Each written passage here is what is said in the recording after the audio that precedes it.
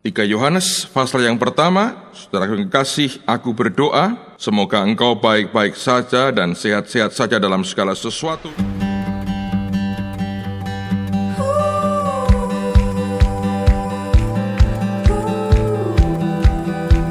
Segala sesuatu sama seperti jiwamu baik-baik saja. Dia berkata, I wish above all things that thou mayst prosper and be in health, even as thy soul prospereth. Kita masih belajar mengapa orang kaya sukar masuk kerajaan surga. Matius pasal yang ke-19. Injil Matius pasal yang ke-19. Saya membaca sebuah kisah dari ayat yang ke-16. Matius 19 mulai ayat yang ke-16. Ada seorang datang kepada Yesus dan berkata, Guru, perbuatan baik apakah yang harus kuperbuat untuk memperoleh hidup yang kekal? Jawab Yesus, apakah sebabnya engkau bertanya kepadaku tentang apa yang baik? Hanya satu yang baik. Tetapi jika engkau ingin masuk ke dalam hidup, turutilah segala perintah Allah. Kata orang itu kepadanya, perintah yang mana? Kata Yesus, jangan membunuh, jangan berzina, jangan mencuri, jangan mengucapkan saksi dusta, hormatilah ayahmu dan ibumu dan kasihilah sama manusia seperti dirimu sendiri. Kata orang muda itu kepadanya, semuanya itu telah kuturuti, apalagi yang masih kurang. Kata Yesus kepadanya, jikalau engkau hendak sempurna, pergilah, jualah segala milikmu dan berikanlah itu kepada orang-orang miskin, maka engkau akan beroleh harta di surga. Kemudian datanglah kemari dan ikutlah aku. Ketika orang muda itu mendengar perkataan itu, pergilah ia dengan sedih, sebab banyak hartanya. Yesus berkata kepada murid-muridnya, Aku berkata kepadamu, sesungguhnya sukar sekali bagi seorang kaya untuk masuk ke dalam kerajaan surga. Sekali lagi aku berkata kepadamu, lebih mudah seekor unta masuk melalui lubang jarum daripada seorang kaya masuk ke dalam kerajaan Allah. Ketika murid-muridnya mendengar itu, sangat gemparlah mereka dan berkata, jika demikian, siapakah yang dapat diselamatkan? Yesus memandang mereka dan berkata, bagi manusia hal ini tidak mungkin, tetapi bagi Allah segala sesuatu mungkin. Kita sudah belajar kemarin mengapa orang kaya sukar masuk kerajaan surga. Kita belajar yang pertama bahwa uang itu sangat menggoda untuk dicintai. Kenyataan membuktikan dalam kisah ini, orang muda itu mendengar perkataan Tuhan tadi, ia pergi dengan sedih karena satu alasan. Alkitab berkata, sebab banyak hartanya. Hanya satu alasan, Alkitab mengatakan, sebab banyak hartanya. Nah, inilah yang kita harus perhatikan, bahwa begitu banyak sebetulnya orang yang ketika dia mendapatkan akan harta duniawi, dia mencintainya begitu rupa, sehingga dia tidak mau lepas dari barang itu. Dan itulah yang membuat Tuhan akhirnya berkata, sukar sekali bagi seorang kaya untuk masuk ke dalam kerajaan surga. Yang kedua, uang itu bisa membeli hampir semua hal, dan kita sudah membuktikan bahwa itu membuat kita bersikap begitu jahat terhadap orang lain. Dan segala macam tadi, kita sudah belajar bahwa itu merupakan sesuatu yang jahat di mata Tuhan. Nah, apalagi yang membuat orang kaya sukar masuk kerajaan surga? Lihat akan Amsal pasal yang ke-14. Amsal pasal 14, ada sebuah ayat yang menarik sekali yang saya ingin bacakan buat saudara pada hari ini. Amsal pasal yang ke-14, dan kita akan lihat pada ayat yang ke-20. Alkitab mengatakan, juga oleh temannya orang miskin itu dibenci, tapi sahabat orang kaya itu banyak. Alkitab mengatakan, juga oleh temannya orang miskin itu dibenci. Kenapa dibenci? Mungkin dia terlalu banyak suka pinjam uang, minta uang, hidup tergantung dari orang lain, dan tidak bisa memberi apapun kepada orang lain. Lalu kemudian mereka membenci akan orang miskin. Namun Alkitab berkata, tetapi sahabat orang kaya itu banyak. Memang benar, saudara sekalian, karena ingat, kita pernah belajar bahwa persahabatan itu bisa diikat dengan menggunakan mamon.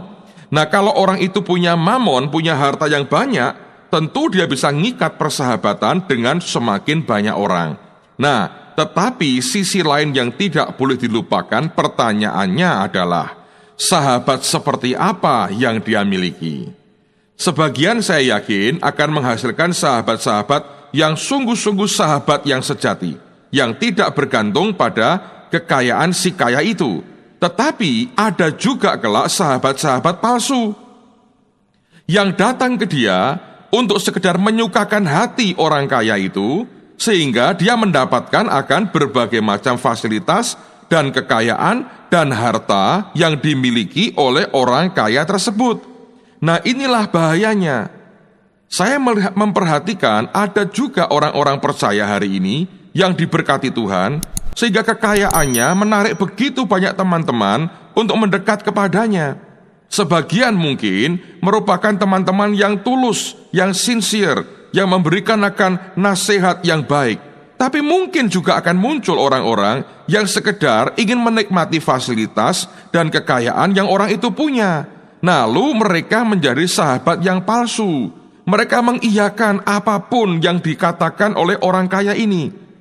Mereka mengaminkan apapun ide yang disampaikan orang kaya ini. Artinya mereka datang untuk mengabdi kepada orang kaya ini, dan dengan demikian tanpa disadarinya seringkali menjerumuskan ke dalam perkara-perkara yang jahat di mata Tuhan. Nurani mereka tahu mestinya tidak boleh itu terjadi, tapi karena kepentingan kekayaan yang ada pada orang-orang itu, lalu dengan gampang mereka berkata, lakukan, Tuhan pasti menyertai, engkau benar, engkau tidak salah. Dan ini yang harus kita perhatikan, dan saya belajar saudara sekalian, ini bisa jadi bahaya besar buat yang bersangkutan. Nah, apalagi kalau bisa terjadi. Bahkan ada hamba-hamba Tuhan yang mengiyakan apapun yang dia katakan, sekalipun di hatinya tahu ini nggak benar, ini seperti anak kecil, ini barang yang aneh, tidak baik dikerjakan, ini akan buruk akibatnya. Tapi karena pengaruh uang begitu besar, sampai si hamba Tuhan pun tidak berani berkata apa-apa. Nah, bukankah ini sahabat palsu sebenarnya yang kelak menjerumuskan? Satu kali kalau orang kaya ini berbuat yang salah dan jahat, tidak ada orang yang bisa dan berani untuk berkata kamu salah. Kelak ketika dalam kerajaan surga, si kaya ini tetap harus mempertanggungjawabkan akan semua yang sudah dia lakukan salah. Tapi juga sahabat-sahabat palsunya harus ikut menanggung akibatnya. Saya percaya Tuhan punya keadilan. Nah, kalau sampai hamba-hamba Tuhan tidak berani bicara, oleh karena itu orang kaya, itulah yang membuat diantaranya orang kaya sukar masuk kerajaan surga. Jujur kita melihat banyak orang terima perlakuan-perlakuan yang tidak adil. Ya, di gereja kalau ada orang-orang berdosa, misalnya masih menghisap rokok atau menghisap ganja, hamba Tuhan berkata, kamu berdosa masuk neraka. Tapi begitu ada orang yang memberikan sumbangan besar, berbuat yang sama, mungkin akan dikatakan, ya Pak, proses perlahan-lahan Pak, nanti kan lama-lama bisa. Saya berkata, itu sahabat palsu yang tidak berani mengatakan kebenaran apa adanya di atas kebenaran yang ada. Jadi, kalau kita dilimpahi dengan harta duniawi yang banyak, hati-hati saudara, karena engkau bisa mendapatkan banyak teman, tapi mungkin itu tidak semuanya sincere atau tulus dengan hidupmu. Sebagian bisa menjerumuskan. Nah, lihat lagi. Amsal 28 masih berkaitan dengan soal mengapa orang kaya sukar masuk kerajaan surga. Amsal 28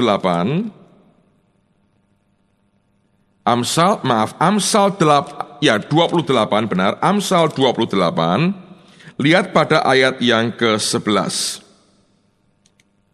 Amsal 28 ayat yang ke-11. Orang kaya menganggap dirinya bijak, tetapi orang miskin yang berpengertian mengenal dia. Saya baca lagi kalimat pertama. orang kaya menganggap dirinya bijak. Kenapa begitu? Sebab selama ini tidak ada orang mengcounter pendapatnya. Semua mengiyakan. Tentu dia berkata, loh, apapun yang aku ucapkan, orang mengiyakan. Berarti aku ini bijak. Berarti aku ini tahu semua. Berarti aku ini maha tahu. Itulah jerat yang mengerikan sekali. Alkitab mengatakan, orang kaya bukan orang kaya bijak, bukan. Orang kaya menganggap dirinya bijak. Kenapa anggapan seperti itu bisa muncul? Tadi saya katakan, sebab selama ini dia dikitari oleh sahabat-sahabat palsu yang mungkin kumpul ke tempat dia oleh karena selama ini keuangan dibantu, diutangin tanpa bunga, sering diberi barang-barang yang baik, menikmati fasilitas akan rumah si kaya. Lalu apapun yang keluar dari perkataannya, walaupun itu tidak benar, walaupun itu aneh, walaupun itu sebetulnya jahat, dia berkata, ya nggak apa-apa, baik. Bahkan dibumbuin dengan ayat dan sebagainya. Nah, kalau berbulan-bulan, bertahun-tahun, dikitari oleh orang yang mengiyakan terus yang kita katakan, bahkan dibumbui dengan berbagai perkataan dari Alkitab, saya yakin orang itu merasa bahwa aku ini bijak. Karena itulah Alkitab dengan tepat, dengan akurat mengatakan, orang kaya menganggap dirinya bijak, tetapi orang miskin yang berpengertian. Tidak semua orang miskin berpengertian rupanya. Ada orang miskin yang berpengertian mengenal dia. Nah, inilah yang kita mesti perhatikan. Sekali lagi, mengapa orang kaya sukar masuk kerajaan surga? Di antaranya, faktor berikutnya ternyata adalah bahwa uang mendatangkan banyak teman, tapi teman yang bagaimana? Seringkali teman yang palsu, dan teman palsu itu mengiyakan apapun yang si kaya katakan, lalu dia merasa benar sendiri. Dan ini yang menimbulkan penjerumusan yang mengerikan sekali. Seringkali saya harus jujur berkata bahwa dengan sedih saya melihat pemandangan seperti itu di banyak tempat. Saya berkata, itu mengerikan sekali. Kelak mahal harga yang harus ditanggungnya. Amsal 18 sekarang. Amsal 18, betul. Amsal 18, kita lihat Amsal 18. Masih soal mengapa orang kaya sukar masuk kerajaan surga. Lihat pada ayat yang ke-23. Orang miskin berbicara dengan memohon-mohon, tetapi orang kaya menjawab dengan kasar. Saya mau ulang, Alkitab berkata, orang miskin berbicara dengan memohon-mohon, tetapi orang kaya menjawab dengan kasar. Kekayaan membuat orang menjadi sombong. Dia berpikir dia bisa membeli semua, dia bisa beli pengaruh, dia bisa beli harta, dia bisa beli materi apapun, dia bisa beli pendapat orang lain, dia bisa beli apapun. Dan dia bisa kuasai banyak hal, dia kuasai orang miskin, dia kuasai orang yang berhutang kepadanya, dan dia merasa dia orang yang paling hebat di dunia ini. Sehingga muncullah kesombongan, dan kesombongan itu ekspresinya ada pada ketika dia mulai bicara.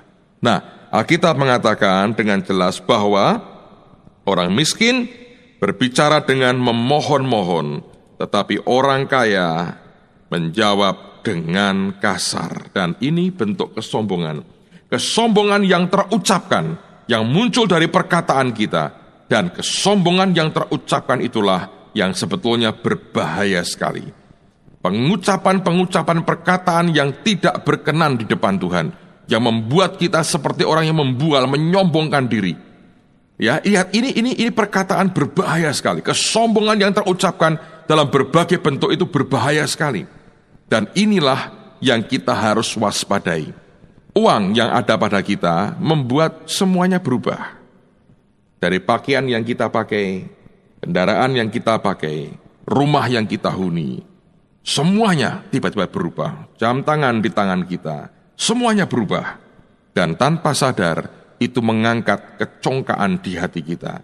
Kita dengan gampang berbicara kasar, membentak-bentak orang, dan kita anggap tidak masalah kalau kita berbuat seperti itu. Dan inilah yang membuat kejahatan di mata Tuhan. Benar Alkitab berkata, cinta uang adalah akar segala kejahatan. Nah, saudara sekalian, kita harus mewaspadai hal ini. Perhatikan baik-baik. Jangan biarkan engkau dikitari oleh teman-teman palsu. Minta teman-teman yang rohani, yang mengasihi Anda, kalau Anda orang kaya, yang mengasihi engkau dengan tulus, bukan mengasihi akan hartamu. Saya teringat satu hari, saya berbicara di depan pengusaha-pengusaha. Ketika saya berdoa, Tuhan memberi saya firman, orang kaya sukar masuk kerajaan surga. Dan ketika saya sampaikan, Anda bisa membayangkan, buat saya sendiri itu pergumulan. Saya berkata, Tuhan, aku tidak ingin cari musuh. Tapi kalau engkau harus mau aku sampaikan ini, biar engkau beri aku keberanian dan kasih yang tulus untuk bicara dari hati, seperti engkau bicara kepada mereka. Ketika saya sampaikan, tentu muncul dua reaksi. Ada yang suka, ada yang tidak suka. Satu hari seorang teman saya datang dan menjumpai saya di sebuah kota. Dia seorang pengusaha yang diberkati, dan kalau saya sebut produk yang dia ada sekarang, Anda semua pasti tahu. Dan dia berkata kepada saya begini, Bapak bicara keras sekali waktu yang lalu di depan teman-teman saya. Orang ini orang baik. Kemudian saya berkata begini, Pak, kalau saya punya botol yang isinya racun, Bapak ingin saya katakan apa? Saya beri label apa pada botol itu? Saya beri label begini, ini bukan vitamin C, atau saya ngomong terus terang, ini racun. Kalau kamu minum, pasti mati. Yang mana, Pak? Mana yang lebih aman buat orang lain? Buat Bapak, buat penghuni rumah itu? Kalau saya punya botol berisi racun, saya harus beri label yang bagaimana? Dia berkata, ya yang kedua, Pak. Ditulis apa adanya? Apa adanya. Yang saya katakan bukan yang keras, Pak. Saya hanya bicara apa adanya. Dia berkata, ya saya mengerti. Karena saya berkata begini, saudara. Ada banyak orang tidak mengasihi hidup orang kaya. Mereka mengasihi duitnya, tidak mengasihi jiwanya. Dan saya beritahu, kalau Anda hari ini orang yang sudah diberkati limpah, saya berdoa, jadilah pengelola. Kalau engkau merasa memiliki uang itu, dan ketika engkau bagikan semaumu sendiri, akan menarik akan teman-teman palsu mendekat kepadamu. Tapi kalau engkau pengelola kerajaan surga, engkau hanya memberi seperti yang Tuhanmu mau engkau memberi. Saya berdoa, Anda akan punya teman-teman yang lebih murni, yang mengasihi Yesus bersama-sama dengan saudara. Memang Tuhan berkata, orang kaya sukar masuk kerajaan surga. Tapi kita melihat, Tuhan berkata, tetap itu mungkin bagi Tuhan. Abraham, bapak leluhur kita, adalah juga orang kaya yang juga masuk dalam kerajaan surga. Nah, teruskan dengan beberapa ayat sebelum kita selesai pada hari ini. Lihat akan nasihat yang lebih jauh lagi. Pengkhotbah pasal yang ke-10. Kita Pengkhotbah pasal yang ke-10, ayat yang ke-19 dan ayat yang ke-20. Lihat lagi nasihat tentang sahabat palsu yang dimiliki oleh banyak orang kaya. Pengkhotbah 10 ayat 19 dan 20. Untuk tertawa orang menghidangkan makanan, anggur meriangkan hidup, dan uang memungkinkan semuanya itu. Dalam pikiran pun janganlah engkau mengutuki raja, dan dalam kamar tidur janganlah engkau mengutuki orang kaya. Karena burung di udara mungkin akan menyampaikan ucapanmu, dan segala yang bersayap dapat menyampaikan apa yang kau ucapkan. Luar biasa. Ini sindiran, saudara sekalian, bahwa ada begitu banyak orang akan menyampaikan apapun untuk menjilat orang kaya. Tuhan berkata, bahkan di tempat tidur, jangan engkau mengutuki orang kaya, karena nanti burung di udara akan menyampaikan ucapanmu. Segala yang bersayap, apapun itu, akan menyampaikan yang kau ucapkan. Dan benar, ada banyak orang yang suka memberikan laporan-laporan seperti itu. Untuk apa? Menyenangkan si kaya, menyenangkan si penguasa. Supaya apa? Supaya dia mendapat favor, kemurahan dari orang kaya. Kalau perlu dia akan jual akan kepercayaan yang dia dapatkan. Karena itu Alkitab berkata, jangan kutuki orang kaya di kamarmu. Nanti burung dan semua yang bersayap akan menyampaikan ucapanmu. Karena rupanya banyak orang punya kepentingan menyenangkan si kaya karena ingin menikmati sebagian dari kekayaan atau fasilitas yang dimilikinya. Nah, bayangkan kalau semua orang melaporkan, si A ngomong begini dengan soal kamu, si B begini soal kamu. Si kaya jadi panas hatinya. Dia gunakan kekuasaannya, dia gunakan akan uangnya. Lalu apa yang terjadi, saudara sekalian? Disitulah muncul banyak pikiran jahat dan banyak tindakan jahat yang keji di hadapan Tuhan. Inilah alasan juga mengapa orang kaya sukar masuk kerajaan surga. Sekarang lihat akan 2 ayat lagi sebelum selesai. 1 Timotius pasal yang ke-6, ada nasihat yang luar biasa yang juga Paulus katakan. 1 Timotius pasal yang ke-6, lihat pada ayat yang ke-17.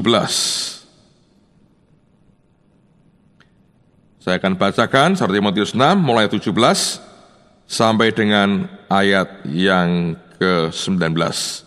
Peringatkanlah kepada orang-orang kaya di dunia ini agar mereka jangan tinggi hati dan jangan berharap pada sesuatu yang tidak tentu seperti kekayaan, melainkan pada Allah yang dalam kekayaannya memberikan kepada kita segala sesuatu untuk dinikmati. Peringatkanlah agar mereka itu berbuat baik, menjadi kaya dalam kebajikan, suka memberi dan membagi, dan dengan demikian mengumpulkan suatu harta sebagai dasar yang baik bagi dirinya di waktu yang akan datang untuk mencapai hidup yang sebenarnya. Saya percaya ini merupakan nasihat yang kita harus dengar dan orang-orang kaya perlu dengar. Yang terakhir, Matius pasal yang ke-16. Matius pasal 16, perhatikan pada ayat yang ke-26. Matius pasal yang ke-16, ayat yang ke-26. Yesus mengatakan, apa gunanya seorang memperoleh seluruh dunia, tetapi kehilangan nyawanya?